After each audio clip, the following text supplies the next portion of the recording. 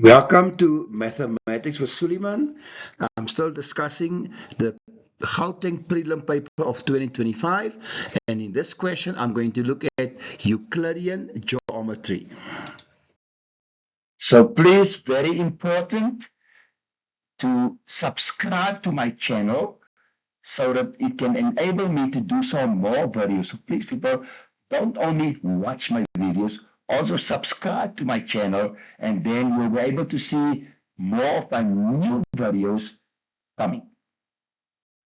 Gauteng Province Preparatory Examination 2025, Paper 2, Question 11, and yes, this is the last question in this particular paper 2.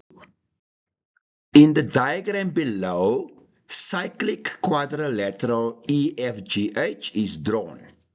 Chords EH and FG are produced to meet at K. M is a point on EF such that MK is parallel to EK. KG equals to EF. Please have a good look at this drawing, see what is given, and try to visualize what deductions can be made before you look at the questions. Like question 11.11. Now in this question we need to prove that EF squared is equal to KE times GH. Now how do we know which triangles to choose to be able to prove it? And of course, this is based on similarity. So therefore, I need to choose triangles where these sides appear. Now, if you look at triangle KGH, this one here, and the big one KFE, then you will pick up those values in there. Right? You will pick it up in there. All those values, EF, KE, and GH will appear there. Also, don't forget that KG and EF are equal.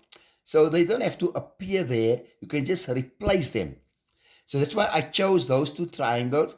And I'm first going to prove them similar. Now, they are similar because angle K is common for both. Then angle H1 is equal to angle F, exterior angle of a cyclic quad. And then, of course, we have G1 equals to angle E. And, of course, so we can use sum of the angles of a triangle to prove that.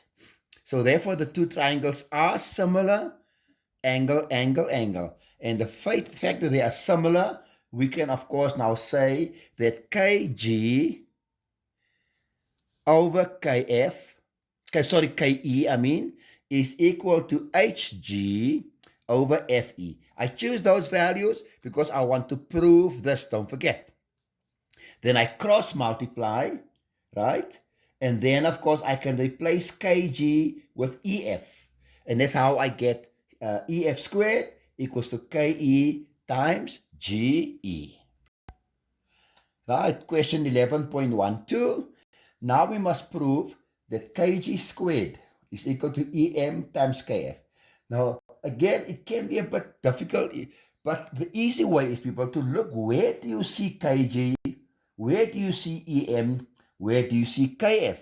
And also don't forget that KG and EF are equal. Now you remember given was that line KE and this line GM are parallel. So they are parallel.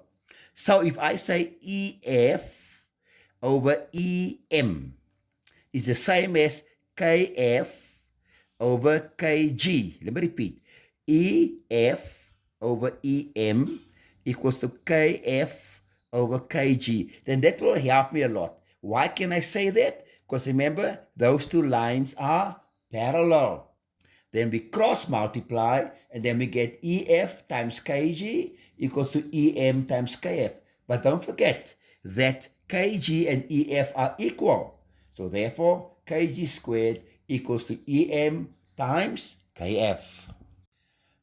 Now, 11.2. If it is given that KE is 20, units, KF is 16 units, right? And of course, GH is 4 units. Calculate the length of EM. Now, it looks a bit difficult.